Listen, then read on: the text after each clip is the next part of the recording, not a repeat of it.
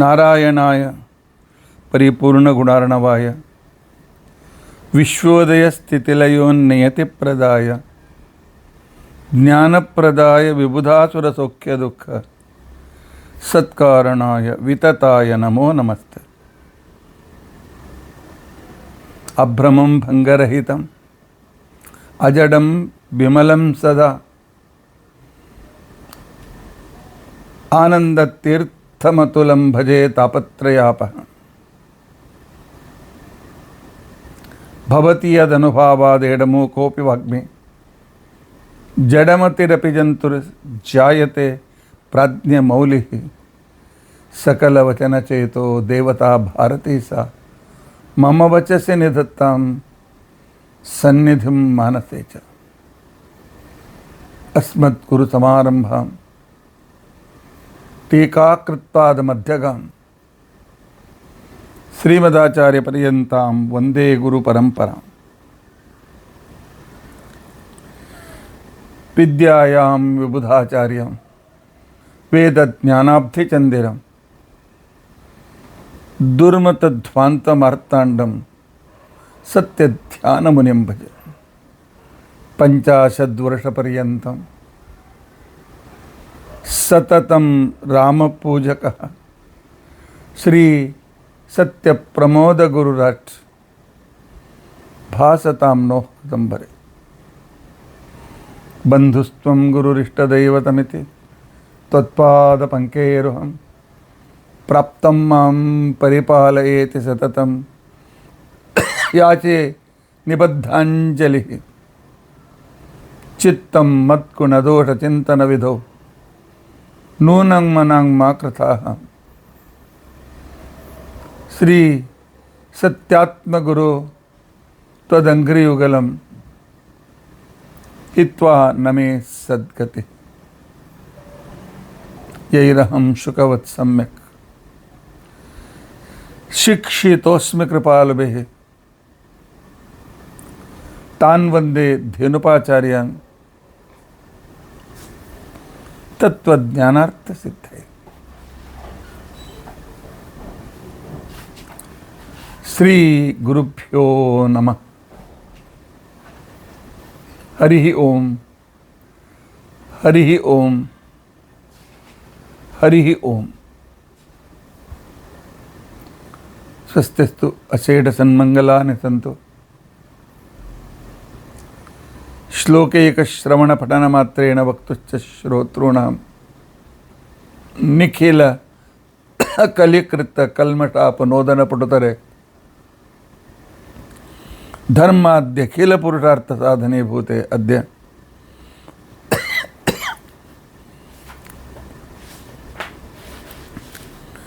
ಬೃಹತಿ ಸಹಸ್ರ ತಥಾ ವಿಷ್ಣು ಸಹಸ್ರನಾಮ ತುಲನಾತ್ಮಕ ವಿವರಣಾರಂಭೆ ಸತಿ ಕಿಂಚಿತ್ ಪೂರ್ವಕಥಾನುವಾದ. ಹರಿ ಓಂ ಹರಿ ಓಂ ಹರಿ ಓಂ.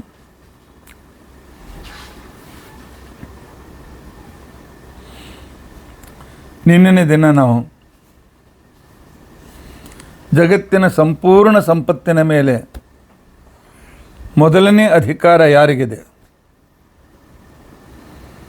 ಅನ್ನೋ ಪ್ರಶ್ನೆಗೆ ಉತ್ತರವನ್ನು ಹುಡುಕುತ್ತಾ ಸ್ವತಂತ್ರನಾದ ವ್ಯಕ್ತಿ ಒಬ್ಬನೇ, ಅವನೇ ಎಲ್ಲವನ್ನೂ ಸೃಷ್ಟಿ ಮಾಡಿದವನು. ಆನಂತರ ಅವನ ಸೇವೆ ಮಾಡುವುದಕ್ಕೋಸ್ಕರ ಅವನ ಆಜ್ಞೆಯಿಂದ ಅವನು ಮಾಡಿದ ಸೃಷ್ಟಿಯಲ್ಲಿ ಇನ್ನೂ ವಿಸ್ತಾರವನ್ನು ಮಾಡಿರ್ತಕ್ಕಂಥವರು ಮಹಾಲಕ್ಷ್ಮೀ ದೇವಿ, ಬ್ರಹ್ಮಾದಿ ದೇವತೆಗಳು. ಆದರೆ ಭಗವಂತ ಇಚ್ಛೆ ಮಾಡದೇ ಹೊರತು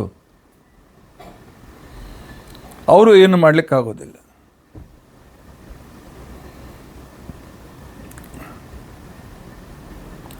ಅಂಥವನು ನಮ್ಮ ದೇವರು ಶ್ರೀಹರಿ ನಾರಾಯಣ ವಿಷ್ಣು.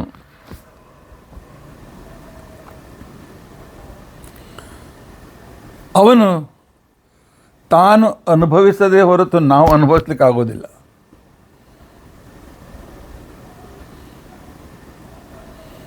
ನಾಲಿಗೆ ರುಚಿ ನೋಡದೆ ಹೊರತು ಎದುರಿಗಿರ್ತಕ್ಕಂಥ ತಟ್ಟೆಯಲ್ಲಿದ್ದ ಯಾವ ಪದಾರ್ಥವೂ ಕೂಡ ರುಚಿಸುವುದಿಲ್ಲ.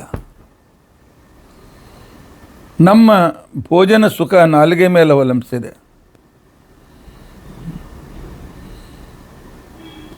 ನಾಲಿಗೆ ಗಂಟಲು ಕೆಲಸ ಮಾಡದೇ ಇದ್ದರೆ ಇಲ್ಲೊಂದು ತೂತು ಹಾಕಿ ಅನ್ನ ನಳಿಕೆಯಲ್ಲಿ ಆಹಾರ ಬಿಡಿಸ್ತಾರೆ. ನೋಡಿದ್ದೆ ನಾನು ಅಂಥವರನ್ನು.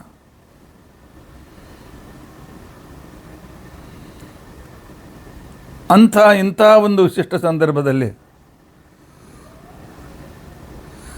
ನಮಗೇನು ಅಧಿಕಾರ ಇದೆ?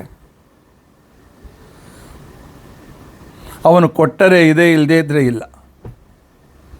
ನಾವೆಲ್ಲ ಪರಾಧೀನರು, ಅವನು ಸ್ವತಂತ್ರ ಮಾತ್ರ.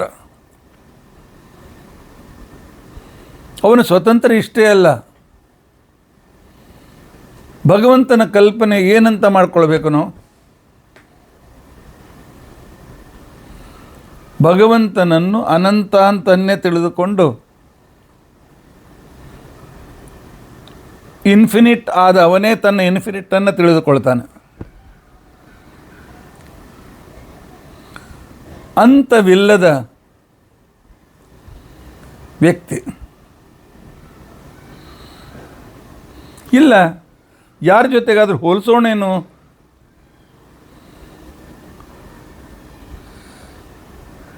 ಅಥವಾ ಯಾವುದಾದ್ರೂ ಗುಣಗಳನ್ನು ಎಣಿಸುವ ಅಂಥದ್ದು ಯಾವುದಾದ್ರೂ ಕೂಡ ಕಂಪ್ಯೂಟರ್ ಇದೆಯೇನು?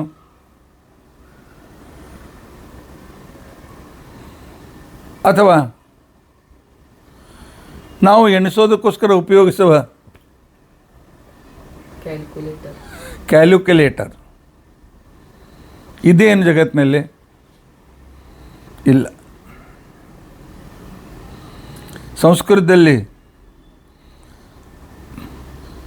ಮಾನ ಅಂತಂದರೆ ಎಣಿಸುವುದು, ಅಳೆಯುವುದು ಅಂತ ಅರ್ಥ.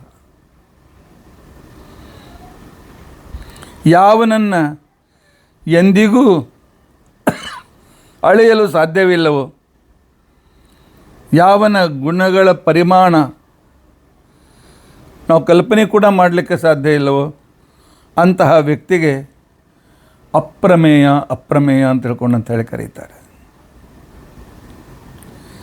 ಬೃಹದಾರಣ್ಯಕ ಉಪನಿಷತ್ತು ಏತದೈವ ಅನುದ್ರಷ್ಟವ್ಯಂ ಏತದಪ್ರಮೇಯಂ ಏಕದೈವ. ಏಕ ಅಂದರೆ ಮುಖ್ಯವಾಗಿ ಅಂತ ಅರ್ಥ. ಪ್ರಮುಖವಾಗಿ ತತ್ವಜ್ಞಾನದ ವೇದಾಂತದ ಮುಖ್ಯವಾಗಿರ್ತಕ್ಕಂತಹ ಸಾರ ಏನು? ಈ ಪರಮಾತ್ಮ ಅಪ್ರಮೇಯ, ಈ ಬ್ರಹ್ಮ ಅಪ್ರಮೇಯ. ಬ್ರಹ್ಮ ಅನ್ನುವ ತತ್ವ ಇದು ಅಪ್ರಮೇಯ. ಎಣಿಸ್ಲಿಕ್ಕಾಗೋದಿಲ್ಲ, ಅಳೆಯಲು ಆಗೋದಿಲ್ಲ. ಇವನ ಗುಣಗಳನ್ನು ಎಣಿಸಲೂ ಆಗೋದಿಲ್ಲ, ಇವನನ್ನು ಇನ್ನೊಬ್ಬರ ಜೊತೆಗೆ ಹೋಲಿಸಲಿಕ್ಕೂ ಆಗೋದಿಲ್ಲ, ಇವನನ್ನು ಅಳೆಯೋದಕ್ಕೋಸ್ಕರ ಸಾಧ್ಯವಿಲ್ಲ. ಆದ್ದರಿಂದಾಗಿ ಈ ಭಗವಂತನಿಗೆ ಅಪ್ರಮೇಯ ಅಂತ ತಿಳ್ಕೊಂಡಂಥ ಹೆಸರು. ಏಕದೈವ ಅನುದ್ರಷ್ಟವ್ಯಂ ಏತದ್ ಅಪ್ರಮೇಯಂ.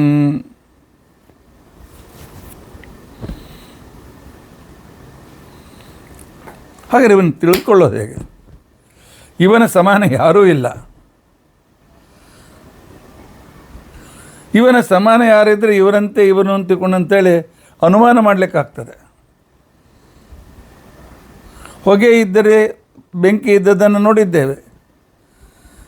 ಎಲ್ಲಿ ಹೊಗೆ ಇರ್ತದೆ ಅಲ್ಲಿ ಬೆಂಕಿ ಇದೆ ಅಂತ ತಿಳ್ಕೊಂಡಂತ ಅನ್ನೋದನ್ನು ನಾವು ಅನುಮಾನ ಮಾಡಲಿಕ್ಕೆ ಸಾಧ್ಯವಿದೆ. ಯುಕ್ತಿಯಿಂದ ಹೇಳಲಿಕ್ಕೆ ಸಾಧ್ಯತೆ ಇದೆ. ಈ ಪರಮಾತ್ಮನನ್ನು ಹೇಳೋದಾದರೂ ಹೇಗೆ?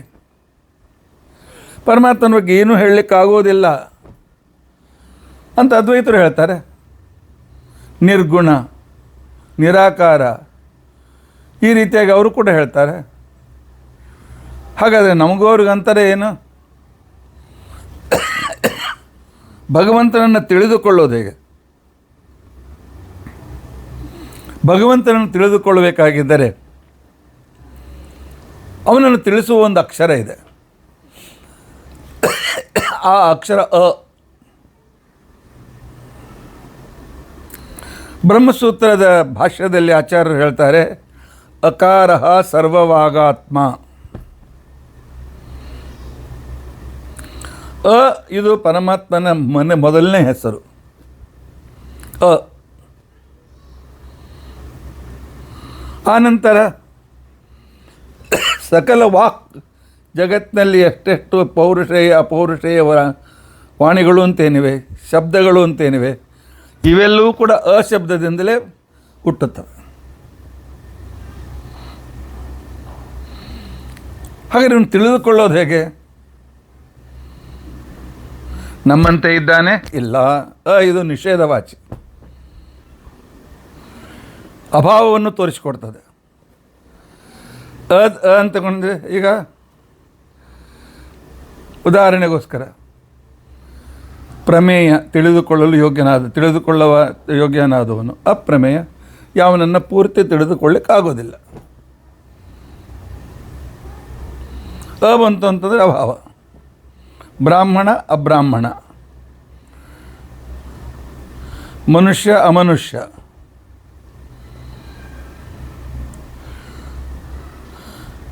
ಈ ರೀತಿಯಾಗಿರ್ತಕ್ಕಂಥ ವ್ಯವಹಾರ ಜಗತ್ತಿನಲ್ಲಿದೆ.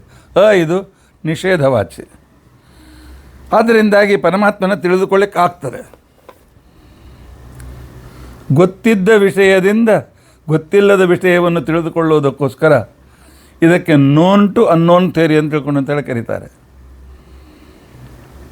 ಜಗತ್ತಿನಲ್ಲಿ ಅತಿ ಎತ್ತರ ಎವರೆಸ್ಟ್ ಶಿಖರ, ಪರಮಾತ್ಮ ಅದರಷ್ಟು ಎತ್ತರ ಇದ್ದಾನೇನು? ಇಲ್ಲ. ಅವನ ಎವರೆಸ್ಟ್ ಕೂಡ ಅವನು ಸಮಾನವಾದ ಎತ್ತರವಲ್ಲ, ಅವನು ಎವರೆಸ್ಟನ್ನು ಮೀರಿದ್ದಾನೆ. ದೋಷದಿಂದ ಯುಕ್ತನಾಗ್ಯಾನೇನು? ಇಲ್ಲ, ನಿರ್ದೋಷನಾಗಿದ್ದಾನೆ. ಏನಾದರೂ ಪೀಡೆಯಿಂದ ಯುಕ್ತನಾಗಿದ್ದಾನೇನು? ಪೀಡೆಯಿಂದ ರಹಿತನಾಗಿದ್ದಾನೆ. ಆ ನಂತರ ಹಾಗಾದರೆ ಏನಂತ ತಿಳಿದುಕೊಳ್ಬೇಕು ಇವನನ್ನು? ಎಲ್ಲಿ ದೋಷ ಇದೆ ಅದು ಕಡಿಮೆಯದ್ದು, ಅದರ ಮಹತ್ವ ಕಡಿಮೆ. ಯಾವುದು ದೋಷ ಇಲ್ಲ ಆ ಅಂತ ತಗೊಂಡು ಅನ್ ದೋಷ ನಿರ್ದೋಷ. ಮತ್ತು ನ ನಿಷೇಧವಾಚಿಯಾಗಿರ್ತಕ್ಕಂಥವುಗಳು. ದೋಷ ಇಲ್ಲ ಅಂದರೆ ಗುಣವುಳ್ಳವನು ಅಂತ ಅರ್ಥ. ಪರಾರ್ಧ ಕೋಟಿ ಕೋಟಿ ಅಬ್ಜ ಪರಾರ್ಧ ಗುಣವುಳ್ಳವನೇನು ಅಲ್ಲ, ಅದನ್ನು ಮೀರಿರ್ತಕ್ಕಂಥವನು. ಅದನ್ನು ಮೀರಿದವನು ಅದನ್ನೂ ಅಲ್ಲ.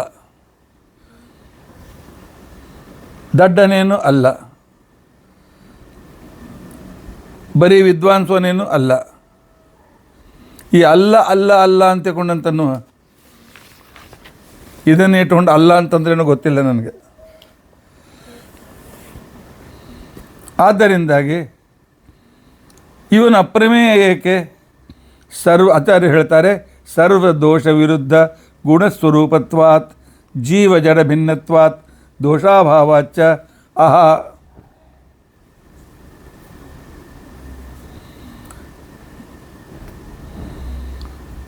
ಇತಿ ಪ್ರಕರ್ಷೇಣ ಮಾತುಂ ಜ್ಞಾತುಂ ಯೋಗ್ಯ. ಅಂತಿಕೊಂಡ ಅಕ್ಷರನಿಂದ ನಮ್ಮ ಶಕ್ತಿ ಅವನನ್ನು ತಿಳಿದುಕೊಳ್ಳಲು ಸಾಧ್ಯವಿದೆ. ಆದ್ದರಿಂದ ಅವನ ಅಪ್ರಮೇಯ.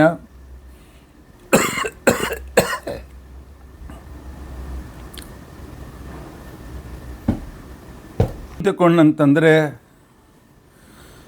ದೋಷವಿಲ್ಲದವನು. ಅಂತಿಕೊಂಡಂತಂದರೆ ಜೀವನಂತೆ ಅಪೂರ್ಣನೂ ಅಲ್ಲ. ಅಂತ ತಿಳ್ಕೊಂಡಂತಂದರೆ ಜಡನೂ ಅಲ್ಲ. ಅಂತಂದರೆ ದೋಷದಿಂದ ಸರ್ವೋತ್ತಮನು, ಜೀವೋತ್ತಮನು ಆಯನು, ಜೀವೋತ್ತಮನಿಗಿಂತಲೂ ಹೆಚ್ಚಿನ ಸರ್ವೋತ್ತಮನು. ಲಕ್ಷ್ಮಿಯಷ್ಟು ಸರ್ವೋತ್ತಮನೇನು ಅಲ್ಲ, ಅವಳನ್ನು ಮೀರಿದ ಸರ್ವೋತ್ತಮನು. ಈ ರೀತಿಯಾಗಿ ನಿಷೇಧ ವಾಚಿ ಅಲ್ಲ ಅಲ್ಲ ಅಲ್ಲ ಅಲ್ಲ. ಮಾಧವರಾಯರಂತಿದ್ದಾನೇನು ಅಲ್ಲ, ಗೋವಿಂದರಾಯರಂತೆ ಇದ್ದಾನೇನು ಅಲ್ಲ, ನಮ್ಮ ಸ್ವಾಮಿಗಳಂತೆ ಇದ್ದಾನೇನು ಅಲ್ಲ, ಮಧ್ವಾಚಾರ್ಯನಿದ್ದಾನಂತೇನೂ ಅಲ್ಲ. ಅವರನ್ನು ಮೀರಿ ಈ ರೀತಿಯಾಗಿ ಎಲ್ಲರನ್ನು ಮೀರಿ ಇರ್ತಕ್ಕಂಥವನು, ನಮಗೆ ಗೊತ್ತಿದ್ದವರಂತೆ ಸಮಾನನೂ ಅಲ್ಲ, ಅವರಿಗಿಂತ ಮೇಲೆ ಇದ್ದಾನೆ. ಆದ್ದರಿಂದ ಅದನ್ನು ಕಲ್ಪನೆ ಮಾಡಿಕೊಳ್ಳ.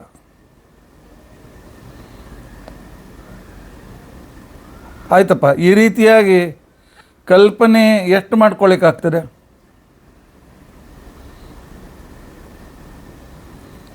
ಈ ಸದ್ಯಕ್ಕೆ ನಮಗೆ ಗೊತ್ತಿದ್ದವರು ಮಧ್ವಾಚಾರ್ಯರು. ಅವರ ಜ್ಞಾನ, ಅವರ ವೈಶಿಷ್ಟ್ಯ, ಅವರ ಪರಾಕ್ರಮ ನೋಡಿ ಇವರಿಗಿಂತ ಬಹಳ ಮೇಲೆ ಅಂದರೆ ಹೇಗಿರ್ಬೋದು ಅಂತ ಕಲ್ಪನೆ ಮಾಡ್ಬೋದಷ್ಟೆ. ಅವರಿಗಿಂತ ಅನಂತ ದೊಡ್ಡವಳು ಮಹಾಲಕ್ಷ್ಮಿ. ಹನುಮನ್ ದೇವ್ರದ್ದು ಗೊತ್ತಿದೆ ನಮಗೆ, ಭೀಮನನ್ನು ಗೊತ್ತಿದೆ. ಒಂದು ಸಲ ಭೀಮನಿಗೂ ಜರಾಸಂಧನಿಗೂ ಪ್ರವಾಸ ಕ್ಷೇತ್ರದಲ್ಲಿ ಬಂದಾಗ ಭೀಮನನ್ನು ಶಕ್ತಿಯಿಂದ ಸೋಲಿಸ್ಲಿಕ್ಕೆ ಆಗೋದಿಲ್ಲ ಅಂತ ಹೇಳಿದಾಗ ಆವಾಗ ವಾದಕ್ಕೆ ಕರೀತಾನೆ. ನಾನು ಶಿವ ಸರ್ವೋತ್ತಮ ಅಂತಂತೇನೆ, ನೀನು ವಿಷ್ಣು ಸರ್ವೋತ್ತಮ ಅಂತೇನೆ, ನನ್ನ ಜೊತೆ ವಾದಕ್ಕೆ ಬಾ ಅಂಥೇಳಿ ಅನೇಕ ಪ್ರಮಾಣ ಕೊಟ್ಟು ಭೀಮಸೇನ ದೇವರು ಸಿದ್ಧ ಮಾಡಿದರು, ಕುತಂತ್ರ ಮಾಡಿದ. ಇದಕ್ಕೆ ವಿತಂಡವಾದ ಅಂತ ಮೇಲೆ ಕರೀತಾರೆ ಶಾಸ್ತ್ರದಲ್ಲಿ. ಭೀಮ, ನೀನು ಹೇಳುವ ಯಾವ ವೇದಗಳನ್ನು ನಾನು ಪ್ರಮಾಣ ಅಂತ ಅನ್ನೋದಿಲ್ಲ, ನಾನು ದೇವರನ್ನು ಪ್ರತ್ಯಕ್ಷ ನೋಡಬೇಕು.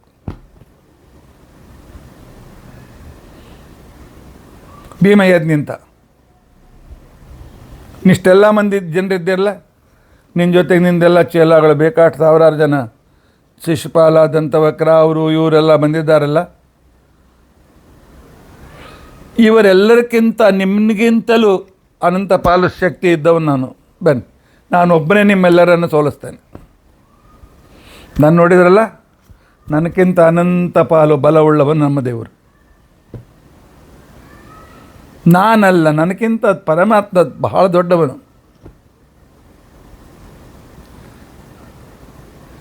ಆದ್ದರಿಂದಾಗಿ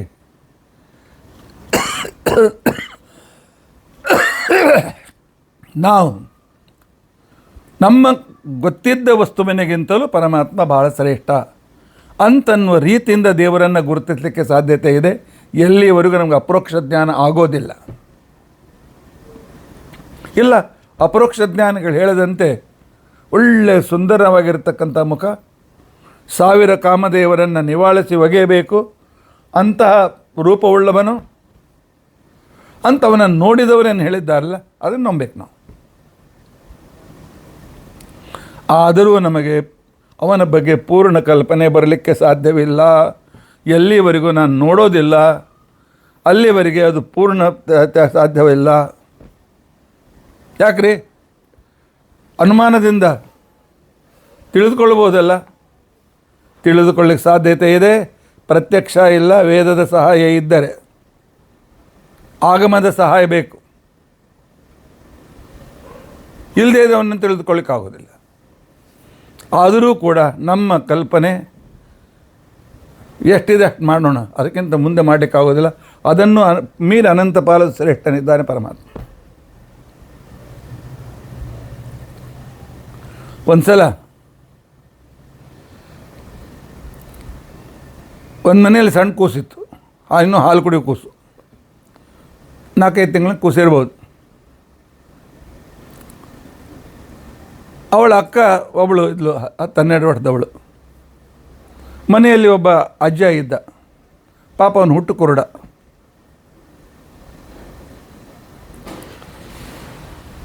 ಅವನಿಗೆ ಏನಂತ ಗೊತ್ತಿಲ್ಲ.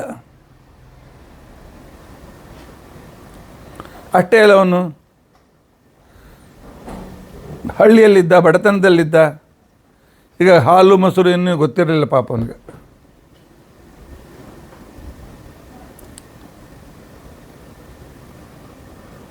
ಆದ್ದರಿಂದಾಗಿ ಎಲ್ಲಿ ಹಾಲು ಸಿಗೋದಿಲ್ಲ ಅಂಥ ದ್ವೀಪದಲ್ಲಿದ್ದವನವನು. ತಂದೆ ತಾಯಿ ಹೇಳಿದ್ರು, ನಾವು ಸ್ವಲ್ಪ ಮಾರ್ಕೆಟ್ಗೆ ಹೋಗಿ ಬರ್ತೇವೆ, ಕೂಸಿನ ನೋಡ್ಕೊ ಅಂತ ತಿಳ್ಕೊಂಡು ಅಂತ ಹೇಳಿ. ಆ 5-6 ತಿಂಗಳ ಕೂಸು ಅಳಲಿಕ್ಕೆ ಪ್ರಾರಂಭ ಮಾಡ್ತು. 10 ಮಿನಿಟ್ ಆಯ್ತು, 15 ಮಿನಿಟ್ ಆಯ್ತು, ಅರ್ಧ ಗಂಟೆ ಆಯ್ತು, 3/4 ಗಂಟೆ ಆಯ್ತು, ಅಳ್ತಾನೇ ಇದೆ. ಅಳ್ತಾನೆ ಇರ್ತಕ್ಕಂಥ ಸಂದರ್ಭದಲ್ಲಿ ಆಗ ಆ ಊರಿಂದ ಬಂದ ಅಜ್ಜ ಕೇಳ್ತಾನೆ, ಯಾಕೆ ಕೂಸು ಅಳ್ಲಿಕ್ಕತ್ತದ ಅಂತ ತಿಳ್ಕೊಂಡು ಕೂಸು. ಆವಾಗ ಆ ಹುಡುಗಿ ಹೇಳಿದ್ಲು, 10-12 ವರ್ಷದ ಹುಡುಗಿ ಹೇಳಿದ್ಲು, ಇಲ್ಲ ನಾನು ಕೂಸಿಗೆ ಹಾಲು ಕೊಡಿಸ್ಲಿಕ್ಕತ್ತೀನಿ, ಅಳ್ಲಿಕ್ಕತ್ತದ. ಹಾಲು ಕೊಡಿಸ್ಲಿಕ್ಕತ್ತೀರಿ? ಹಾಲು ಅಂದರೆ ಏನು? ಅಜ್ಜ ಒಂದು ಬಿಳಿ ವಸ್ತು ಹಾಲಂದ್ರೆ, ಹುಡುಗಿ ತನಗೆ ತಿಳಿದ ಕಲ್ಪನೆ ಅಂತ ಹೇಳಿದ್ಲು. ಬಿಳಿ ಅಂದರೆ ಏನು, ಹೆಂಗಿರ್ತದ ಅವನ ಪ್ರಶ್ನೆ. ಹೇಗಿರ್ತದೆ ಬಿಳಿ? ಹಂಸ ಪಕ್ಷಿ ಹೇಗೆ ಇರ್ತದೆ, ಹಂಸ ಪಕ್ಷಿ ಹೇಗೆ ಬಿಳಿಯದ ಹಾಲು? ಆಗ ಮೂಲಕ ಕೇಳಿದ, ಹಂಸ ಪಕ್ಷಿ ಹೇಗಿರ್ತದೆ? ಇನ್ನು ಅಜ್ಜನಿಗೆ ಹೇಳಿ ಪ್ರಯೋಜನ ಇಲ್ಲ ಅಂತ ತಿಳ್ಕೊಂಡು ಅಂತ ಹೇಳಿ ಆ ಹುಡುಗಿ,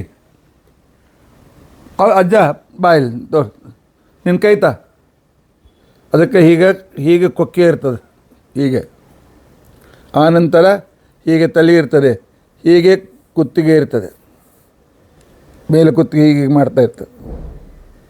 ಅವನಂದ ಹೀಗೆ ಹೀಗೆ ಹೀಗೆ, ಮತ್ತು ಇಷ್ಟು ದೊಡ್ಡದು ಬಾಯಾಗ ಹಾಕಿದರೆ ಕೂಸು ಅಳದ್ರೆ ಏನು ಮಾಡ್ತದೆ? ಅವೇನು ತೊಗೊಂಡು ಹಾಲು ಅಂತಂದ್ರೆ ಒಂದಿಷ್ಟು ದೊಡ್ಡ ಬೆಳೆಯುವ ಏನು ವಸ್ತು ಹೋದ ಅಂತ ತಿಳ್ಕೊಂಡಂತೆ. ಯಾಕೆ ಹಂಸ ಪಕ್ಷಿ ನೋಡಿಲ್ಲ, ಹಾಲನ್ನು ನೋಡಿಲ್ಲ ಅವನು. ನಮ್ಮ ಪರಿಸ್ಥಿತಿ ಹಾಗಿದೆ. ಆದರೆ ನವನನ್ನು ನೋಡಿದವರು ಹೇಳಿದು ತಿಳಿದುಕೊಳ್ಳುವಷ್ಟು ಬುದ್ಧಿ ನಮಗಿದೆ. ಯಾಕೆ? ನಮಗೆ ಕಣ್ಣಿದೆ, ಸೂರ್ಯನನ್ನು ನೋಡ್ತೇವೆ. ಸೂರ್ಯನಿಗಿಂತ ಕೋಟಿ ಪಾಲು ಅನಂತ ಪಾಲು ದೊಡ್ಡವನು ಅಂತಂದ್ರೆ ಒಂದು ಕಲ್ಪನೆ ಬರ್ತದೆ. ನಮಗೆ ಕಣ್ಣಿದೆ. ಈ ಕಣ್ಣು ಇಷ್ಟೇ ಕಲ್ಪನೆ ಮಾಡಲಿಕ್ಕೆ ಸಾಧ್ಯತೆ ಇದೆ. ಆದರೆ ದೇವರು ಇನ್ನೊಂದು ಕಣ್ಣು ಕೊಟ್ಟಿದ್ದಾನೆ, ಒಳಗಣ್ಣು. ನನ್ನ ಸ್ವರೂಪ ಶರೀರದ ಕಣ್ಣು ದೇವರನ್ನು ದಿನ ನೋಡ್ತದೆ, ತನ್ನ ಯಥಾಶಕ್ತಿಯಾಗಿ ಅನುಭವಿಸ್ತದೆ. ಸುಖದ ಅನುಭವ ನಮಗಾಗ್ತದೆ. ಬೆಳಗ್ಗೆ ಎದ್ದಾಕ್ಷಣ ಇಷ್ಟೊತ್ತಂಗ ಸುಖವಾಗಿ ಮಲ್ಕೊಂಡಿದ್ದು ಎಂಥ ಸುಖ. ಆದರೆ ಆ ಸುಖ ಅನುಭವ ಕೊಟ್ಟವರಾರು ಆ ಸುಖ ಎಷ್ಟು ಇರ್ಬೋದು ಅದರ ಕಲ್ಪನೆ ನಮಗಿಲ್ಲ. ತಿಳಿಯದೇ ಇದ್ದ ವಸ್ತುವಿನಿಂದ ತಿಳಿದುಕೊಳ್ತಕ್ಕಂಥ ಒಂದು ಕ್ರಮ ಅಂತೇನಿದೆ, ಇದಕ್ಕೆ ನೋನ್ ಟು ಅನ್ನೋನ್ ಥಿಯರಿ ಅಂತಂತಾರೆ. ಆದ್ದರಿಂದ ಭಗವಂತನನ್ನು ಗುರುತಿಸಬೇಕಾಗಿದ್ದರೆ ಅತಿ ಸುಲಭವಾಗಿರ್ತಕ್ಕಂತಹ ಆದರೆ ಬಹಳ ಅರ್ಥ ಇಟ್ಕೊಂಡಿರ್ತಕ್ಕಂಥ ಒಂದು ಅಕ್ಷರ ಅ ಇಲ್ಲದ ಜಗತ್ತಿನಲ್ಲಿ ಅಕ್ಷರವೇ ಇಲ್ಲ. ಅ ಆ ಇ ಈ ಉ ಊ ಎ ಐ ಓ ಔ ಇವೆಲ್ಲ ಅದಿಂದಲೇ ಹುಟ್ಟಿರ್ತಕ್ಕಂಥವುಗಳು. ಆ ನಂತರ ವ್ಯಂಜನಗಳು ಅ ಇಲ್ಲದೆ ಆ ವ್ಯಂಜನವನ್ನು ಸರಿಯಾಗಿ ಉಚ್ಚಾರಣೆ ಮಾಡಿ ಕ ಕ ಅ ಸೇರಿ ಕ ಅ ಸೇರಿ ಕ ಕ ಆ ಸೇರಿ ಕ ಅ ಈ ಸೇರಿ ಎ ಅ ಉ ಸೇರಿ ಉ. ಹೇಗೆ ಇದು ಎಲ್ಲ ಅಕ್ಷರದ ಮೂಲವೋ ಅದಕ್ಕೋಸ್ಕರವೇ ಕೂಸು ಮೊದಲು ಕಲಿಯತಕ್ಕಂಥ ಶಬ್ದ ಅಮ್ಮ. ಅದಕ್ಕಿಂತಲೂ ಮನಸ್ಸು ನನಗೆ ಕೂಸಿನಟ್ಟು ನಂಗೆ ಹಳ್ಳಿಗೆ ಬರೋಂಗಿಲ್ಲ, ಆದರೂ ಅದಿಂದೇ ಅದು ಚಾಲು ಮಾಡ್ತದೆ. ಆದ್ದರಿಂದಾಗಿ ದೇವರನ್ನು ಗುರುತಿಸಿಕೊಡ್ತಕ್ಕಂತಹದ್ದು ಅ. ಪರಮಾತ್ಮ ಅ. ಅಕಾರತಃ ಅದಿಂದ ಪ್ರಕರ್ಷೇಣ ನಮ್ಮ ತಿಳಿದ ಮಟ್ಟಿಗೆ ನಮ್ದು ಎಷ್ಟು ಬುದ್ಧಿ ಓಡ್ತದೆ ಅಲ್ಲಿಯವರೆಗೂ ಅವನನ್ನು ಕಲ್ಪನೆ ಮಾಡಿ ತಿಳಿದುಕೊಳ್ಳಲಿಕ್ಕೆ ಸಹಾಯಕವಾಗಿರ್ತಕ್ಕಂಥ ಅಕ್ಷರ ಅ. ಪ್ರಮಾತುಂ ಯೋಗ್ಯ ನಮ್ಮ ಶಕ್ತಿ ಇದ್ದಷ್ಟು ತಿಳಿದುಕೊಳ್ಳಲಿಕ್ಕೆ ಸಾಧ್ಯವಿದೆ ಅವನನ್ನು. ಆದರೆ ಅ ಅಕ್ಷರದಿಂದ ನಾವು ಕಲ್ಪನೆ ಮಾಡಲಿಕ್ಕಾಗ್ತದೆ. ಯಾಕೆ? ಗೊತ್ತಿದ್ದ ವಸ್ತು ಇದು ಅಲ್ಲ, ಇದಕ್ಕಿಂತಲೂ ಶ್ರೇಷ್ಠ ಅನ್ನೋ ಒಂದು ಕಲ್ಪನೆ, ಕಾನ್ಸೆಪ್ಟ್, ಇದನ್ನು ಅ ತೋರಿಸಿಕೊಡ್ತದೆ. ಅ ಅಕ್ಷರದಿಂದ ಪರಮಾತ್ಮನನ್ನು ಯಥಾಶಕ್ತಿ ಪ್ರಮಾತುಂ ಯೋಗ್ಯ ಅವನನ್ನು ತಿಳಿದುಕೊಳ್ಳಲಿಕ್ಕೆ ಸಾಧ್ಯವಿದೆ. ಆದ್ದರಿಂದ ಭಗವಂತನಿಗೆ ಅಪ್ರಮೇಯ ಅಂತ ತಿಳ್ಕೊಂಡಂತ ಹೆಸರು. ಆಚಾರ್ಯರು ತಮ್ಮ ಭಾಷ್ಯದಲ್ಲಿ ಈ ರೀತಿಯಾಗಿ ತಿಳಿಸಿಕೊಡ್ತಾರೆ. ಬ್ರಹ್ಮಸಾರ ಅಂತ ತಿಳ್ಕೊಂಡಂಥ ಒಂದು ಗ್ರಂಥ, ಐತರೇಯ ಉಪನಿಷತ್ ಭಾಷ್ಯದಲ್ಲಿ ಆಚಾರ್ಯರು ಆ ಗ್ರಂಥದ ಉಲ್ಲೇಖವನ್ನು ಮಾಡಿ ನಮಗೆ ತಿಳಿಸಿಕೊಡ್ತಾರೆ. ಮಧ್ವಾಚಾರ್ಯ ಅವಶ್ಯಕತೆ ಏನಿದೆ ಅನ್ನುವವರಿಗೆ ಪ್ರತಿಯೊಂದು ದೇವರ ಹೆಸರನ್ನು ಅವರು ಹೇಗೆ ತಿಳಿಸಿಕೊಟ್ಟಿದ್ದಾರೆ ತಮ್ಮ ಗೀತಾ ಭಾಷ್ಯ, ಭಾಗವತ್ ತಾತ್ಪರ್ಯರ್ಣಯ, ಮಹಾಭಾರತ ತಾತ್ಪರ್ಯರ್ಣಯ ಮತ್ತು ಇನ್ನು ಉಳಿದೆಲ್ಲ ಗ್ರಂಥಗಳಿಂದ ಆ ಗ್ರಂಥಗಳನ್ನು ನೋಡಿದಾಗ ನಿಮಗೆ ಗೊತ್ತಾಗ್ತದೆ ನಮ್ಮ ಮಧ್ವಾಚಾರ್ಯ ನಮಗೆ ಯಾಕೆ ಅವಶ್ಯಕರಾಗಿದ್ದಾರೆ ಅಂತ ತಿಳ್ಕೊಂಡಂತೇಳಿ. ಮಧ್ವಾಚಾರ್ಯ ಹೇಳ್ತಾರೆ, ಬ್ರಹ್ಮಸಾರದ ಗ್ರಂಥದಲ್ಲಿ ಈ ರೀತಿಯಾಗಿ ಬಂದಿದೆ. ಅಕಾರ ಪ್ರಥಮಂ ನಾಮ ವಿಷ್ಣೋ ಸರ್ವಗುಣಾನ್ ಬ್ರುವನ್. ಪರಮಾತ್ಮನ ಎಲ್ಲ ಗುಣಗಳನ್ನು ತಿಳಿಸ್ತಕ್ಕಂಥ ಪರಮಾತ್ಮನ ಮೊದಲನೇ ಹೆಸರು ಅ. ಸರ್ವದೋಷ ವಿರುದ್ಧತ್ವಾತ್. ಯಾಕೆ? ಅವನು ಅನಂತ ಗುಣವುಳ್ಳವನು. ಗುಣ ಅಂತಂದ್ರೇನು? ದೋಷ ಇಲ್ಲದೆ ಇರುವುದೇ ದೋಷ ನಮಗೆ ಗೊತ್ತಿದೆ. ಆಲಸ್ಯ ನನ್ನಲ್ಲಿದೆ, ಅದು ಅವನಲ್ಲಿಲ್ಲ. ದುಃಖ ನನ್ನಲ್ಲಿದೆ, ಅವನಲ್ಲಿಲ್ಲ. ಅಶಕ್ತತೆ ನನ್ನಲ್ಲಿದೆ, ಅವನಲ್ಲಿಲ್ಲ. ನಾನು ಇನ್ನೊಬ್ಬರನ್ನು ಅವಲಂಬಿಸಿರೋನು, ಅವನು ಅದು ಅಲ್ಲ. ಹೀಗೆ ಸಕಲ ದೋಷಗಳಿಂದ ದೂರನಾಗಿದ್ದಾನೆ. ಅಂದರೆ ದೋಷ ಅಲ್ಲದೇ ಇರುವಿಕೆ, ಇದು ಗುಣ. ನಾನು ದಡ್ಡ, ಇದು ಅಲ್ಲ ಅಂತಂದರೆ ಭಾಳ ಬುದ್ಧಿವಂತ ಅಂತ ಅರ್ಥ. ಹೀಗೆ ನಿಷೇಧವಾಚಿಯಾಗಿರ್ತಕ್ಕಂತಹ ದೋಷ ವಿರುದ್ಧವಾದ ಅನಂತ ಗುಣಗಳಿಂದ ಅವನು ಯುಕ್ತನಾದ್ದರಿಂದಾಗಿ, ಮತ್ತು ನಮಗೆ ಗೊತ್ತಿದ್ದದ್ದು ಚೇತನರು, ಎಲ್ಲ ಚೇತನರನ್ನು ಮೀರಿ ಇರುವವನು. ಈ ಚೇತನರಂತೆ ಅವನು ಅಲ್ಲ, ಅಂದರೆ ಇದನ್ನು ಮೀರಿ ಇರತಕ್ಕಂಥವನು.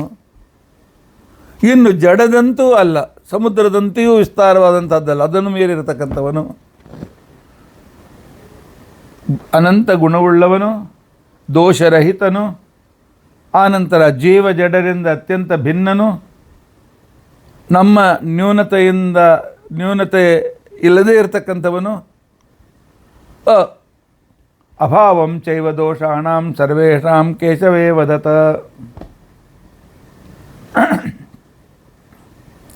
ಯಾಕೆ ಅಕ್ಕಿಷ್ಟು ಇಂಪಾರ್ಟೆಂಟ್ಸು?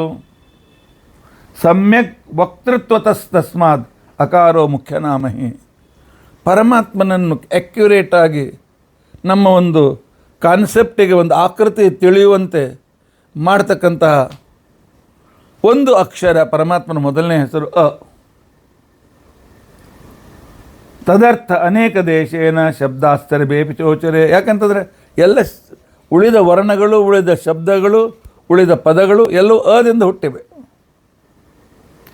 ಆದ್ದರಿಂದಾಗಿ ಜಗತ್ತಿನಲ್ಲಿ ಎಷ್ಟು ಹೆಸರಿದೆ, ಅದಿಂದ ಹುಟ್ಟಿರ್ತಕ್ಕಂಥ ಸಂಪೂರ್ಣ ವಾಂಗ್ಮಯ ಪ್ರಪಂಚ ಅಂತ ಕೊಂಡಂತೇನಿದೆ, ಈ ವಾಂಗ್ಮಯ ಪ್ರಪಂಚ ಭಗವಂತ. ತಸ್ಮಾತ್ ಅಕಾರ ಏವಾಯಂ ಸರ್ವಭಾಗಾತ್ಮಕ ಸ್ಮೃತಃ.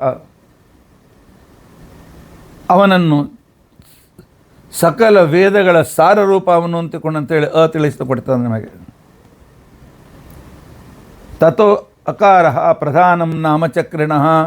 ಭಗವಂತನ ಮುಖ್ಯ ಹೆಸರು ಅ ಅ ಅ ಅ ಅ. ಈ ಅರ್ಥ ನೆನಪಿಟ್ಕೊಂಡು ಅಂತಂದು ಕೂಡ ಪರಮಾತ್ಮನ ಕರೆದಾಗನೆ. ಅಕಾರ ನಾಮ್ನ ನಾನ್ಯೋಸ್ತಿ ತಮೃತೆ ಪುರುಷೋತ್ತಮಂ. ಮತ್ತು ಈ ಯಾರಿಗೆ ಇಟ್ಟಾರಪ್ಪ ಹೆಸರು? ಯಾರಿಗಿಲ್ಲ. ಪರಮಾತ್ಮನ ಬಿಟ್ಟು ಯಾರಿಗೂ ಅಂತನೂ ಹೆಸರೇ ಇಲ್ಲ.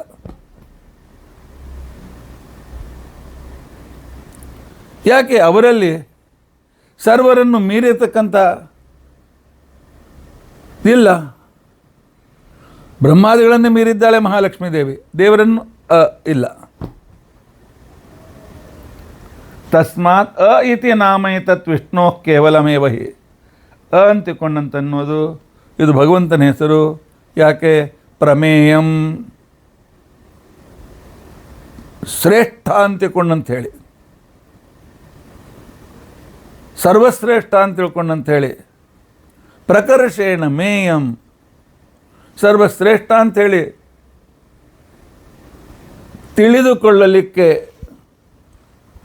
ಒಂದು ಸಹಾಯ ಮಾಡತಕ್ಕಂಥ ಅಕ್ಷರ ಅ. ಅ ಇತ್ಯಕ್ಷರಂ ಅಕ್ಷರೇಣ ಭಗವಾನ್ ಪ್ರಮೇಯ. ಅ ಅಕ್ಷರದಿಂದ ಪರಮಾತ್ಮನನ್ನು ನಾವು ಯಥಾಶಕ್ತಿ ತಿಳಿದುಕೊಳ್ಳಿಕ್ಕಾಗ್ತದೆ. ನಮಗೆ ಗೊತ್ತಿದೆ ಅತಿ ಶ್ರೇಷ್ಠವಾದ ಏನು ವಿಷಯಗಳ ಜ್ಞಾನ ನಮಗಿದೆ, ಅದು ನಮಗೆ ತಿಳಿದದ್ದು ಉಪದೇಶದಿಂದ, ಗುರುಗಳ ಉಪದೇಶದಿಂದ, ಶಾಸ್ತ್ರದಿಂದ, ಉಪನಿಷತ್ತಿನಿಂದ, ಬ್ರಹ್ಮಸೂತ್ರದಿಂದ. ಅತಿ ಶ್ರೇಷ್ಠ ವ್ಯಕ್ತಿಗಳ ವಿಚಾರ ನಮ್ಮ ಎದುರಿಗೆ ಬರ್ತದೆ.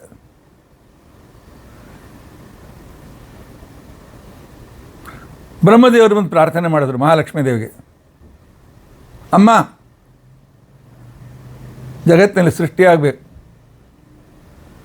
ಆ ಸೃಷ್ಟಿಗೆ ಬೇಕಾಗಿರ್ತಕ್ಕಂತಹ ನನಗೆ ಮಾಡೆಲ್ ಬೇಕು ಅಂದಾಕ್ಷಣಕ್ಕೆ ನೀನು ಲಕ್ಷ್ಮೀದೇವಿ ಹೇಳಿದ್ರು ಅಷ್ಟೇ. ಅಷ್ಟರಿಂದಲೇ ಯಸ್ಯ ವಿಶ್ವಸ್ಥಿತಿ ಪ್ರಳಯ ಸರ್ಗ ಮಹಾವಿಭೂತಿ ವೃತ್ತಿಪ್ರಕಾಶ ನಿಯಮಾವೃತ ಬಂಧ ಮೋಕ್ಷಾ ಯಸ್ಯ ಅಪಾಂಗಲವ ಮಾತ್ರತಃ ಊರ್ಜಿತಾಶಾಃ ಶ್ರೀ. ಸುಮ್ಮನೆ ಹೀಗೆ ಕಣ್ಣು ಅಂತಿಕೊಂಡಂತಂದರೆ ಸಾಕು. ಸೃಷ್ಟಿ, ಸ್ಥಿತಿ, ಲಯ, ನೇಮನ, ಅಜ್ಞಾನ, ಬಂಧ ಮೋಕ್ಷ ಎಲ್ಲ ಸರ್ವನು ಜಗತ್ತಿಗೆ ಕೊಡಲಿಕ್ಕೆ ಸಮರ್ಥಳಾಗ್ತಾಳೆ ಮಹಾಲಕ್ಷ್ಮೀ ದೇವಿ. ಅವಳಂತೆ ಇದ್ದಾನೇನು ಇಲ್ಲ, ಅವನನ್ನು ಮೀರಿದ್ದಾನೆ. ಆದ್ದರಿಂದಾಗಿ ಭಗವಂತನಿಗೆ ಅಪ್ರಮೇಯ, ಅಕ್ಷರೇಣ ಯಥಾಶಕ್ತಿ ಜ್ಞಾತುಂ ಯೋಗ್ಯ, ಸರ್ವಶ್ರೇಷ್ಠ, ಸರ್ವೋತ್ತಮ, ಸರ್ವಜ್ಞ, ಸರ್ವಕಾಮದ. ಈ ರೀತಿಯಾಗಿ ಪರಮಾತ್ಮನನ್ನು ನಾವು ಅಕ್ಷರದಿಂದ ತಿಳಿದುಕೊಳ್ಳಲಿಕ್ಕೆ ಸಾಧ್ಯವಿದೆ. ಆದ್ದರಿಂದ ಭಗವಂತನಿಗೆ ಅಪ್ರಮೇಯ ಅಂತ ತಿಳ್ಕೊಂಡಂತ ಹೆಸರು. ಅದ್ವೈತಗಳಂತೆ ಅವನನ್ನು ತಿಳಿದುಕೊಳ್ಳಲಿಕ್ಕೆ ಆಗೋದಿಲ್ಲ ಅಂತಲ್ಲ, ತಿಳಿದುಕೊಳ್ಳಲಿಕ್ಕೆ ಆಗ್ತದೆ. ನಮ್ಮ ಕಲ್ಪನೆ, ನಮ್ಮ ಯುಕ್ತಿ ಎಲ್ಲಿಯವರೆಗೂ ದೂರದವರೆಗೆ ಹೋಗಲಿಕ್ಕೆ ಸಾಧ್ಯ ಇದೆ ಅಷ್ಟು. ಅದಕ್ಕಿಂತಲೂ ಮೀರಿ ಪರಮಾತ್ಮ ಇದ್ದಾನೆ. ಹೋಗಲಪ್ಪ, ಭಗವಂತನ ಮಹಿಮ ಎಷ್ಟವ? 10, 20, 100, 1000, ಲಕ್ಷ, ಕೋಟಿ, ಅಬ್ಜ, ಖರ್ವ, ನಿಖರ್ವ, ಶಂಖ, ಇನ್ನು ಕೊನೆಗೆ ಬರ್ತಕ್ಕಂಥ ಪರಾರ್ಧ ಇಲ್ಲ. ಅದನ್ನು ಮೀರಿ ಗುಣಗಳು, ಅದನ್ನು ನಮಗೆ ಎಣಿಸ್ಲಿಕ್ಕೆ ಆಗೋದಿಲ್ಲ. ಸಂಸ್ಕೃತದಲ್ಲಿ ಪ್ರಮಾ ಅಂತಂದರೆ ಸಂಖ್ಯಾ ಅಂತ ಅರ್ಥ. ಮಾನ ಅಂದರೆ ಸಂಖ್ಯಾ ಅಂತ ಅರ್ಥ. ಪ್ರಮಾ ಅಂತಂದರೆ ವಿಶೇಷ ರೀತಿಯಾದ ಸಂಖ್ಯೆ, ಲಾಸ್ಟ್ ಕೊನೆಯವರು ಎಷ್ಟು ಎಣಿಸ್ಲಿಕ್ಕೆ ಸಾಧ್ಯತೆ ಅಷ್ಟು.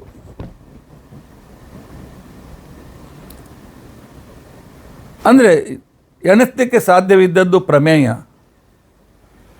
ಯಾವುದನ್ನು ಎಣಿಸ್ಲಿಕ್ಕೆ ಸಾಧ್ಯವಾಗೋದಿಲ್ಲ ಅದು ಅಪ್ರಮೇಯ. ಏನ್ರಿ ಬೇಕಾದ ಅರ್ಥ ಹೇಳ್ತಾರಲ್ಲ ನೀವು ಅಂತಿಕೊಂಡಂತಲ್ಲ. ಅದಕ್ಕೆ ಆಚಾರ್ಯರು ಹೇಳ್ತಾರೆ, ಶಬ್ದ ನಿರ್ಣಯದ ಉದಾಹರಣೆ ಕೊಟ್ಟು ಹೇಳ್ತಾರೆ. ಮಾನ ಅಂದರೆ ಮಾನ ಮೇಯ, ಇದಕ್ಕೆ ಮಾನ ಶಬ್ದಕ್ಕೆ ಜ್ಞಾನ ಅಂತ ಅರ್ಥ, ಮಾನ ಶಬ್ದಕ್ಕೆ ಲಯ ಅಂತ ಅರ್ಥ, ಮಾನ ಶಬ್ದಕ್ಕೆ ಜುರಿಸ್ಟಿಕ್ಷನ್ ಒಂದು ಸೀಮೆ ಅಂತ ಅರ್ಥ, ಮಾನ ಶಬ್ದಕ್ಕೆ ಸೃಷ್ಟಿ ಅಂತ ಅರ್ಥ, ಮಾನ ಶಬ್ದಕ್ಕೆ ಇರುವಿಕೆ ಅಂತ ಅರ್ಥ, ಮಾನ ಶಬ್ದಕ್ಕೆ ಬಲ ಅಂತ ಅರ್ಥ. ಮಾನ ಅಂದರೆ ಎಣಿಸುವಿಕೆ, ಸಂಖ್ಯಾತುಂ, ಉತ್ಪಾದನಂತ ಸಂಖ್ಯಾನಂ, ಸಂಖ್ಯಾ ಅಂತೂ ಅರ್ಥ. ಯಾವನ ಮಹಿಮೆಯನ್ನು ನಾವು ಎಣಿಸ್ಲಿಕ್ಕೆ ಸಾಧ್ಯವಿಲ್ಲ, ಎಣಿಸ್ಲಿಕ್ಕೆ ಸಾಧ್ಯವಿದ್ದದು ಬಹಳ ವಿಶೇಷ ರೂಪದಿಂದ ಕಂಪ್ಯೂಟರ್ ಇಟ್ಟುಕೊಂಡು ಎಷ್ಟು ಎಣಿಸ್ಲಿಕ್ಕೆ ಸಾಧ್ಯವಿದೆ ಅದಕ್ಕೆ ಪ್ರಮೇಯ ಅಂತ ತಿಳ್ಕೊಂಡಂತ ಹೇಳ್ತಾರೆ. ವಿಶೇಷವಾಗಿ ಮೇಯ ಎಣಿಸ್ಲಿಕ್ಕೆ ಸಾಧ್ಯವಿದ್ದದ್ದು ಅಪ್ರಮೇಯ, ಅದನ್ನು ಮೀರಿ ಇರತಕ್ಕಂಥ ಮಹಿಮೆ ಉಳ್ಳವನು ಅಪ್ರಮೇಯ. ಆನಂತರ ಮಾನ ಅಂತಂದರೆ ಹುಟ್ಟಿಸುವುದು, ಸೃಷ್ಟಿ ಅಂತ ಅರ್ಥ. ದೇವರನ್ನು ನಾವು ಯಾರಾದರೂ ಹುಟ್ಟಿಸ್ಲಿಕ್ಕೆ ಸಾಧ್ಯ ಇದೆ ಏನು?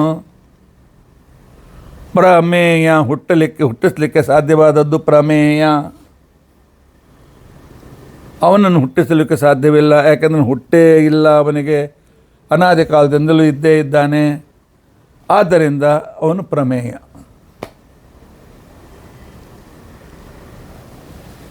ಅಥವಾ ವಿನಾಶ, ಪ್ರಮ ಅಂದರೆ ವಿನಾಶ, ಲಯ ಅಂತ ಅರ್ಥ ಹೇಳಿದ್ರಲ್ಲ ಮಾನ ಶಬ್ದಕ್ಕೆ. ಮಾನ ವಿನಾಶ, ಪ್ರಮ ಪ್ರಮೇಯ, ವಿಶೇಷವಾಗಿ ವಿನಾಶ. ವಿಶೇಷವಾಗಿ ವಿನಾಶವನ್ನು ಮಾಡಲಿಕ್ಕಾಗೋದಿಲ್ಲ, ಅಂದರೆ ಅವನನ್ನು ನಾವು ಹುಟ್ಟಿಸ್ಲಿಕ್ಕೂ ಆಗೋದಿಲ್ಲ, ಅವನ ನಾಶವನ್ನು ಮಾಡಿಸ್ಲಿಕ್ಕೆ ಸಾಧ್ಯವಿಲ್ಲ, ಅಂಥವನು ಪರಮಾತ್ಮ ಪ್ರಮೇಯ. ವಿಷ್ಣು ಸಹಸ್ರನಾಮದ ಒಂದೊಂದು ಶಬ್ದ ಅರ್ಥ, ಒಂದೊಂದು ಹೆಸರಿನ ಹಿಂದೆ ಎಷ್ಟು ಗೂಢಾರ್ಥ ಇದೆ ಅದನ್ನು ತಿಳಿಸಿಕೊಟ್ಟ ಮಧ್ವಾಚಾರ್ಯರಿಗೆ ಸಾಷ್ಟಾಂಗ ನಮಸ್ಕಾರ ನಾವು ಹೇಳಬೇಕು. ಮಧ್ವಾಚಾರ್ಯರು, ಟೀಕಾಕೃತ್ಪಾದರು, ವ್ಯಾಸರಾಜರು, ವಾದರಾಜರು, ರಾಘವೇಂದ್ರ ಸ್ವಾಮಿಗಳವರು, ಸರ್ವೋತ್ತಮ ತೀರ್ಥರು ಅಂತ ಒಬ್ಬರಿಗಿಂತ ಒಬ್ಬರು ಮಹಾನುಭಾವರು ಭಗವಂತನನ್ನು ನಮಗೆ ತಿಳಿಸಿಕೊಟ್ಟಿದ್ದಾರೆ. ಮಾನ ಅಂದರೆ ಜ್ಞಾನ ಅಂತ ಅರ್ಥ. ಪ್ರಮೇಯ ಅಂತ ತಿಳ್ಕೊಂಡಂತಂದರೆ ಅಂದರೆ ಶ್ರೇಷ್ಠ, ಶ್ರೇಷ್ಠ ಪರಮಾತ್ಮ ಸರ್ವಶ್ರೇಷ್ಠ ಅಂತನ್ನುವುದು ಕಲ್ಪನೆ ಮಾಡಲಿಕ್ಕೆ ಸಾಧ್ಯವಿದೆ, ಅದಕ್ಕೆ ಪ್ರಮೇಯ ಅಂತ ಕರೀತಾರೆ. ಆದರೆ ಅವನನ್ನು ಪೂರ್ತಿಯಾಗಿ ನಾವು ತಿಳಿದುಕೊಳ್ಳಲಿಕ್ಕೆ ಸಾಧ್ಯವಿಲ್ಲ, ಅಪ್ರಮೇಯ. ಅವನ ಬಗ್ಗೆ ತಿಳಿದುಕೊಳ್ಳಿಕ್ಕಾಗ್ತದೆ. ಉಳಿದವರು ಹೇಳುವಂತೆ ದೇವರ ಬಗ್ಗೆ ನಮಗೇನೂ ಗೊತ್ತಾಗೋದಿಲ್ಲ, ಏನೂ ಗೊತ್ತಾಗೋದಂತಿಲ್ಲ. ಏನೂ ಗೊತ್ತಾಗೋದಿಲ್ಲ ಅಂದರೆ ಶಾಸ್ತ್ರಕ್ಕೆ ಓದಬೇಕು. ದೇವರ ಬಗ್ಗೆ ನಮಗೆ ಗೊತ್ತಾಗ್ತದೆ ನನ್ನ ಅಧ್ಯಯನದ ಮೇಲೆ, ನಾನು ಓದಿದ ಗ್ರಂಥದ ಮೇಲೆ, ನಮಗೆ ಗುರುಗಳಿಂದ ಕೇಳಿದ ಪ್ರವಚನದ ಮೇಲೆ. ಪರಮಾತ್ಮನನ್ನು ಯಥಾಶಕ್ತಿ ನಾವು ತಿಳಿದುಕೊಳ್ಳಿಕ್ಕಾಗ್ತದೆ. ನನಗೆ ಸೂರ್ಯನನ್ನು ಕೊಟ್ಟ ಅನುಗ್ರಹ ಮಾಡಿದವನು, ನನಗೆ ಇಂದ್ರಿಯಗಳನ್ನು ಕೊಟ್ಟವನು, ನಮ್ಮ ಅಪ್ಪ ಅಮ್ಮ, ತ್ವಮೇವ ಮಾತಾತಿ ಪಿತಾ ತ್ವಮೇವ, ಅಷ್ಟು ಕಲ್ಪನೆ ನಾವು ದೇವರ ಬಗ್ಗೆ ತಿಳಿದುಕೊಳ್ಳಿಕ್ಕಾಗ್ತದೆ. ಆದರೆ ಅಷ್ಟೇ ಅಲ್ಲ, ಅದನ್ನು ಮೀರಿ ಇರತಕ್ಕಂಥವನು ಯಾವನನ್ನು ಪೂರ್ಣವಾಗಿ ತಿಳಿದುಕೊಳ್ಳಿಕ್ಕಾಗೋದಿಲ್ಲ, ಅಂಥವನಿಗೆ ಅಪ್ರಮೇಯ ಅಂತ ತಿಳ್ಕೊಂಡು ಅಂತ ಹೇಳಿ ಹೆಸರು. ಹಾಗಾದರೆ ತಿಳಿದುಕೊಳ್ಳಿಕ್ಕಾಗೋದಿಲ್ಲೇನೋ? ಇಲ್ಲ, ಹಾಗೇನಿಲ್ಲ. ಅಶಬ್ದ ವಾಚ್ಯ, ಅಶಬ್ದದಿಂದ ಪರಮಾತ್ಮ ಎಷ್ಟು ಸಾಧ್ಯವಿದೆ ಅಷ್ಟು ತಿಳಿದುಕೊಳ್ಳಿಕ್ಕಾಗ್ತದೆ.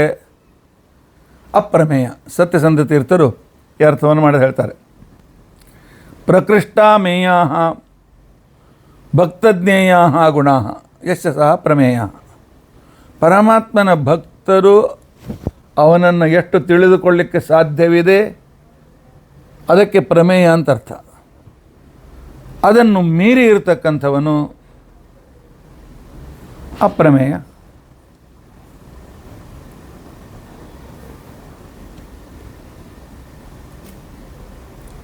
ಗುಣಗಳನ್ನು ಯಾಕೆ ಹೇಳಿದರು? ದೇವರ ಬಗ್ಗೆ ಗುಣಗಳನ್ನು ಯಾವ ದೇವರ ಕಣ್ಣೇ ಕಾಣಿಸೋದಿಲ್ಲ. ದೇವರ ಗುಣಗಳನ್ನು ವಿಷ್ಣು ಸಹಸ್ರನಾಮ ಯಾಕೆ ಹೇಳಿ ಹೊರಟಿದೆ? ಅಪ್ರಮೇಯನಾಗಿದ್ದರೆ ಅವನನ್ನು ಕೂಡ ಪ್ರಮೇಯನನ್ನಾಗಿ ಯಾಕೆ ಮಾಡ್ತಾ ಇದೆ ವಿಷ್ಣು ಸಹಸ್ರನಾಮ? ಅದಕ್ಕೆ ಆಚಾರ್ಯರು ಬ್ರಹ್ಮಸೂತ್ರ ಭಾಷ್ಯದಲ್ಲಿ ಪರಮ ಸಂಹಿತ ಅಂತನ್ನುವ ಗ್ರಂಥದ ಉದ್ದೇಶವನ್ನು ಕೊಟ್ಟು ಭಗವಂತ ತಾನು ನಮ್ಮ ಹೆಸರು ನಮಗೆ ತಾನಾಗಿ ತಿಳಿಸ್ಕೊಡ್ತಾನೆ. ಮಹಿಮಾದಿಂದ ಅವನನ್ನು ಕಲ್ಪನೆ ಮಾಡಿಕೊಳ್ಬೇಕು ಅಂತ ರುಕ್ಮಿಣೀಶ್ ವಿಜಯದಲ್ಲಿ ವಾದರಾಜ್ ಹೇಳ್ತಾರೆ,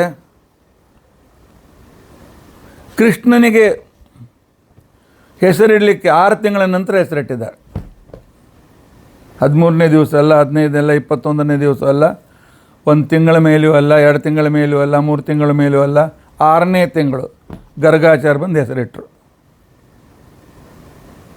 ಅದಕ್ಕೆ ಭಗವಂತನ ಸಿಟ್ಟು ಬಂದಂತೆ ನಾಟಕ ಮಾಡಿದೆ.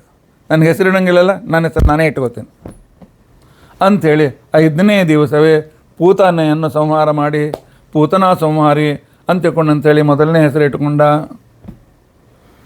4ನೇ ತಿಂಗಳು 2.5 ತಿಂಗಳಿಗೆ ಶಕಟಾಸುರನನ್ನು ಸಂಹಾರ ಮಾಡಿ ಶಕಟಾಸುರ ಭಂಜನ ಅಂತ ಹೆಸರಿಟ್ಟುಕೊಂಡ. 4ನೇ ತಿಂಗಳು ತೃಣಾವರ್ತನನ್ನು ಸಂಹಾರ ಮಾಡಿ ತೃಣಾವರ್ತ ಸಂಹಾರಿ ಅಂತ ತಿಳ್ಕೊಂಡಂಥೇಳಿ ಅವನ ಹೆಸರಿಟ್ಕೊಂಡು ತಾನೇ ತನ್ನ ಹೆಸರಿಟ್ಕೊಂಡು. ಇವೆಲ್ಲ ಪರಮಾತ್ಮನ ಹೆಸರುಗಳೇ. ಈ ರೀತಿಯಾಗಿ ನಮಗೆ ಅರ್ಥವಾಗಲಿ ಅಂತ ತಿಳ್ಕೊಂಡಂಥೇಳಿ ಇವನನ್ನು ಈ ರೀತಿಯಾಗಿ ಧ್ಯಾನ ಮಾಡಲಿಕ್ಕೆ ಸಾಧ್ಯತೆ ಇದೆ. ದ್ರೌಪದಿಯಂತೆ ಅನಂತ ಸೀರೆಗಳನ್ನು ಕೊಟ್ಟು ಮಾನವನ್ನು ಸಂರಕ್ಷಣೆ ಮಾಡಿದಂತೆ ನಮ್ಮ ಮಾನವನ್ನು ಸಂರಕ್ಷಣೆ ಮಾಡುವವನು ಅಂತ ನಾವು ಉಪಾಸನೆ ಮಾಡಲಿಕ್ಕೆ ಆಗ್ತಾರೆ. ಪರಮಾತ್ಮನ ಬಗ್ಗೆ ಸರ್ವಥಾ ತಿಳಿದುಕೊಳ್ಳಿಕ್ಕಾಗೋದಿಲ್ಲ ಅಂತ ನಾವು ಹೇಳೋದಿಲ್ಲ. ತಿಳಿದುಕೊಳ್ಳಿ ಎಷ್ಟು ಸಾಧ್ಯ ಇದೆ ನಾವು ಅದನ್ನು ತಿಳ್ಕೊಳ್ಳಿಕ್ಕೆ ಸಾಧ್ಯ. ಯಾಕೆ? ಪರಮಾತ್ಮನ ಮಹಿಮೆಯಿಂದ ತಿಳ್ಕೊಳ್ಳಿಕ್ಕೆ ಸಾಧ್ಯ ಇದೆ. ಸೂರ್ಯ ಪಿತ, ಸೂರ್ಯನನ್ನು ಹುಟ್ಟಿಸಿದವನು ಅಂತೇಳಿ ಭಗವಂತನ ಕರೀಲಿಕ್ಕೆ ಆಗ್ತದೆ. ಈ ರೀತಿ ಯಾಕೆ ಶಾಸ್ತ್ರ ಅವನ ಮಹಿಮೆಗಳನ್ನು ಹೇಳ್ತು ಅಂತಂದರೆ ಅವನ ಬಗ್ಗೆ ಎಷ್ಟೆಷ್ಟು ಸಾಧ್ಯವೇ ತಿಳಿದುಕೊಳ್ಳಿ ಅಂತ ಅರ್ಥ. ಈಗ ಇಲ್ಲಿ ಅಪ್ರಮೇಯದವರಿಗೂ ಪರಮಾತ್ಮನ 47 ಅರ್ಥಗಳನ್ನು 45 ಅರ್ಥಗಳನ್ನು ತಿಳಿದು ಅವನ ಹೆಸರನ್ನು ಮಹಿಮೆಯನ್ನು ತಿಳ್ಕೊಂಡಿದ್ದೀರಿ. ಆ ಹೆಸರಿನಿಂದ ಅವನನ್ನು ಕರಿತಾ ಇದ್ದೇವೆ ನಾವು.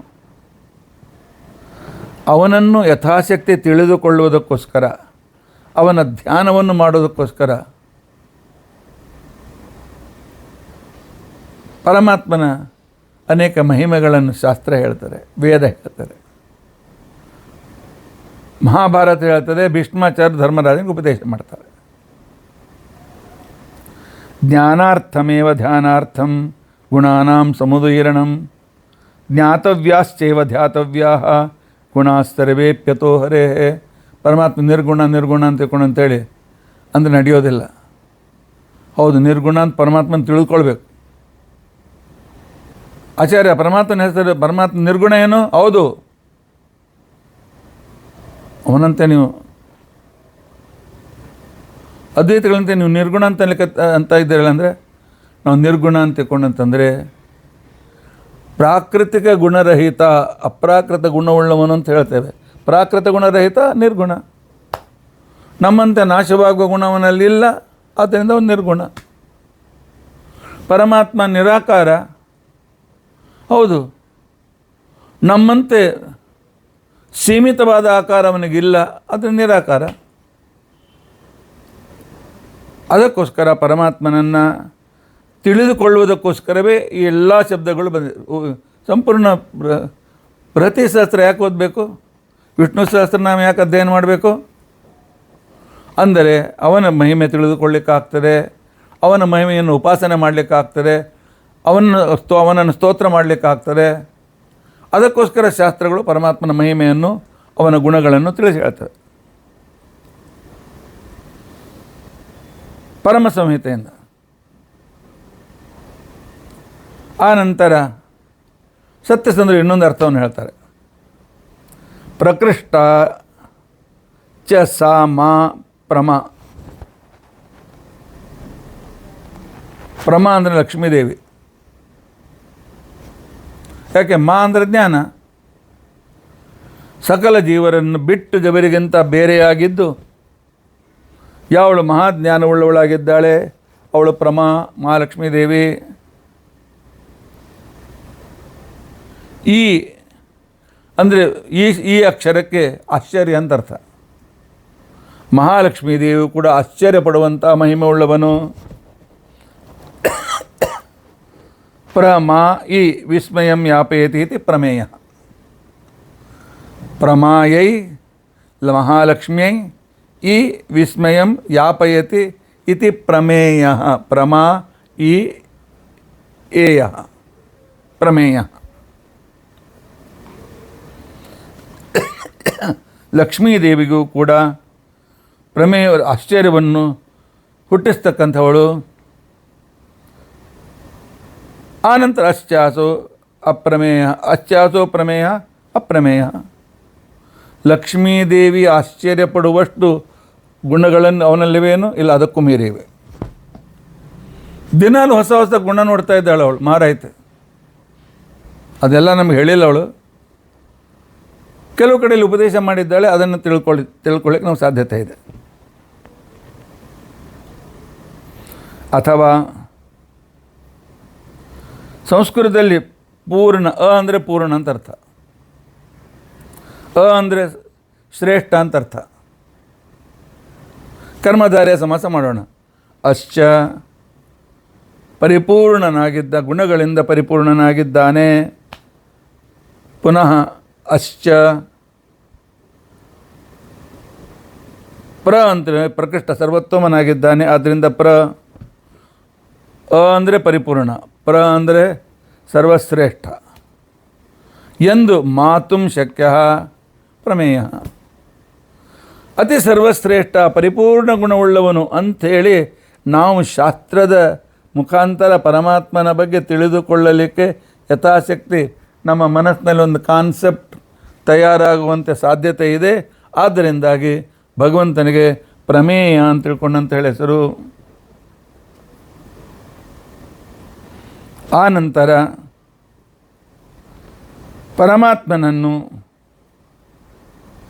ಪರಮಾತ್ಮನ ಮಹಿಮೆಯಂತೆ ಅವನ ಗುಣಗಳನ್ನು ಕೂಡ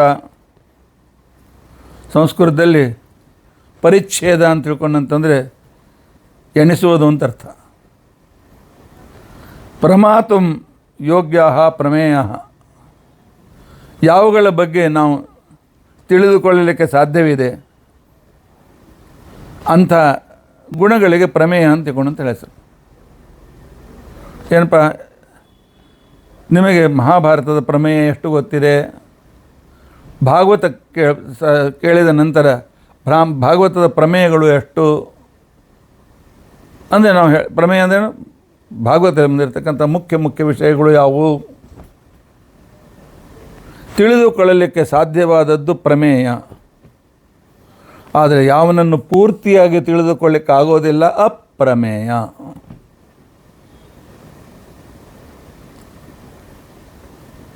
ಒಬ್ಬನ ಬಗ್ಗೆ ಒಬ್ಬ ವ್ಯಕ್ತಿಯ ಬಗ್ಗೆ ನಾವು ಇವನು ಹೇಗಿದ್ದಾನೆ ಕಲ್ಪನೆ ಮಾಡಲಿಕ್ಕಾಗ್ತದೆ. ನನ್ನ ಮಗ ಹೇಗಿದ್ದಾನೆ ನನಗೆ ಗೊತ್ತಿದೆ,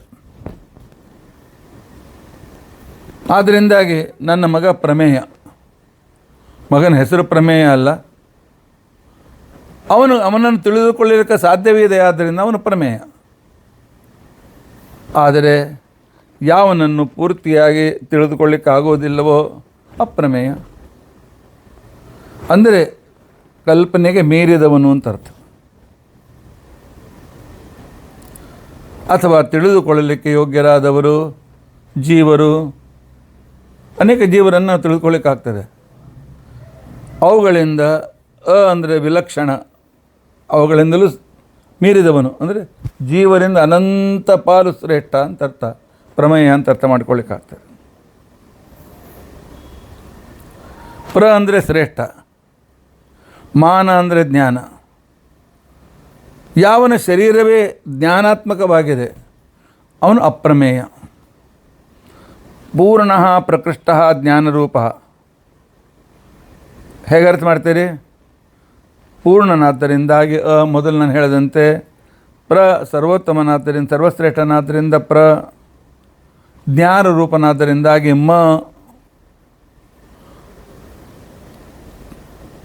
ಅ ಪರಿಪೂರ್ಣನಾದವನು, ಸರ್ವಶ್ರೇಷ್ಠನಾದವನು,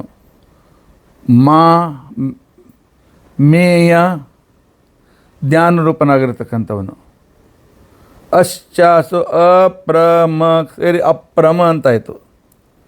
ಈ ಅಂದರೆ ಜ್ಞೇಯ, ಪರಮಾತ್ಮನು ಪೂರ್ಣನಾಗಿದ್ದಾನೆ, ಸರ್ವೋತ್ತಮನಾಗಿದ್ದಾನೆ, ಜ್ಞಾನರೂಪನಾಗಿದ್ದಾನೆ ಅಂತ ತಿಳಿದುಕೊಳ್ಳಲಿಕ್ಕೆ ಯೋಗ್ಯನಾದಂಥವನಿಗೆ ಅಪ್ರಮ ಅಂತ ಕೊಂಡಂತ ಹೆಸರು. ಈ ಅಪ್ರಮನನ್ನು ಈ ಅಪ್ರಮ ಎಂದು ನಾವು ತಿಳಿದುಕೊಳ್ಳಿಕ್ಕಾಗ್ತದೆ. ಆದ್ದರಿಂದಾಗಿ ಭಗವಂತನಿಗೆ ಅಪ್ರಮೇಯ ಅಂತ ತಿಳ್ಕೊಂಡಂಥ ಹೆಸರು. ಅಪ್ರಮೇಯ ಕಲ್ಪನೆ ಮಾಡಲಿಕ್ಕಾಗೋದಿಲ್ಲ. ಬೆಂಗಳೂರು ಎಂಡು ಇದೆ, ಅದು ಹೆಸರು ನಂಗೆ ಗೊತ್ತಿಲ್ಲ, ಹೊಸೂರು. ಅದರ ಮುಂದೆ ಒಂದು ಊರು ಬರ್ತದೆ, ಆ ಊರಿನ ಹೆಸರು ನೆನಪಿಗೆ ಬರ್ತಾ ಇಲ್ಲ. ಅಲ್ಲಿ ಅಪ್ರಮೇಯ ಸ್ವಾಮಿಯ ಗುಡಿ ಇದೆ. ಅಪ್ರಮೇಯ ಬೆಂಗಳೂರಿನಿಂದ ಮೈಸೂರಿಗೆ ಹೋಗುವಾಗ ಮಧ್ಯದಲ್ಲಿ ಬರ್ತದೆ ಆ ಗುಡಿ. ಆ ಊರಿನ ಹೆಸರು ನಂಗೆ ನೆನಪಿಗೆ ಬರ್ತಾ ಇಲ್ಲ. ಆದರೆ ಆ ಗುಡಿಗೆ ನಾನು ಅನೇಕ ಸಲ ಹೋಗಿ ಬಂದಿದ್ದೇನೆ. ಬೆಂಗಳೂರು ಮೈಸೂರಿಗೆ ಹೋದಾಗೆಲ್ಲ ಆ ಗುಡಿಗೆ ದರ್ಶನ ಮಾಡ್ಕೊಂಡು ಬಂದಿದ್ದೇನೆ.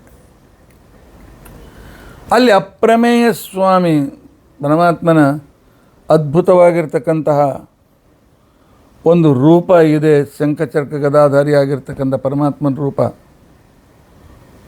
ಭಾಳ, ಅದನ್ನು ಕಲ್ಪನೆ ಅಷ್ಟು ಸುಂದರವಾದಂಥ ಪ್ರತಿಮೆ ಅಪ್ರಮೇಯ ಅಂತ ತಿಳ್ಕೊಂಡಂತೇಳಿ.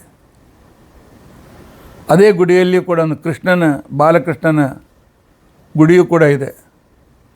ಅಲ್ಲಿ ಹೋಗಿ ಆ ಬಾಲಕೃಷ್ಣನಿಗೆ, ನಮ್ಮ ಮನೆಯಲ್ಲಿ ಕೃಷ್ಣ ನೀನೇ ನಮ್ಮ ಮಗನಲ್ಲಿ, ನಮ್ಮ ಸಂತಾನದಲ್ಲಿ ಇದ್ದುಕೊಂಡು ನಮ್ಮ ಮನೆಗೆ ಮಕ್ಕಳಾಗಿ ಬಾ ಅಂತ ತಿಳ್ಕೊಂಡಂತೇಳಿ ಕೇಳಿದರೆ, ಅಲ್ಲಿ ತೊಟ್ಲ ಕಟ್ಟಿಸಿದರೆ ನಿಶ್ಚಿತವಾಗಿ ಮನೆಯಲ್ಲಿ ಸಂತಾನವಾಗ್ತದೆ, ಮಕ್ಕಳು ಹುಡ್ತಾರೆ.